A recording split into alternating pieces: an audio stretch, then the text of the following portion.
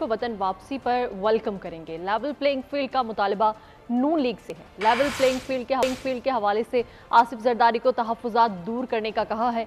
बिलावल भुट्टो जरदारी की लाहौर में मीडिया से गुफ्तगू। एक जमात प्रोपेगेंडे और किरदार खुशी में माहिर है।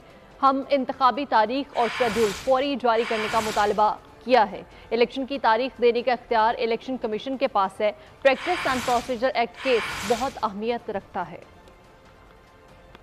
मियां साहब ने अपना वापसी का डेट ऐलान किया है तो ऑब्वियसली पाकिस्तान पीपल्स पार्टी उसको वेलकम करेगा। लेवल प्लेइंग फील्ड के हवाले से ना सिर्फ पीपल्स पार्टी के साथ मगर तमाम जो पीडीएम के इत्तेहादी थे उनके साथ एंगेज किया जाता, इन इश्यूज को एड्रेस किए जाते ताकि इस सूरत हाल में हम ना पहुंचते। जहां तक इलेक्शंस कब होंगे, डेट ऐलान करने का इख्तियार वो तो इलेक्शन कमीशन के पास। तो डेट के हवाले से और स्केड्यूल के हवाले से वहां तो पीपल्स पार्टी का जो पोजीशन है वो वाज़ेह है कि हमें इलेक्शन स्केड्यूल जिसमें इलेक्शन डेट भी शामिल होगा वो फौरन दिया जाए। जो किरदार कशी और प्रोपेगेंडा मुहिम चल रही है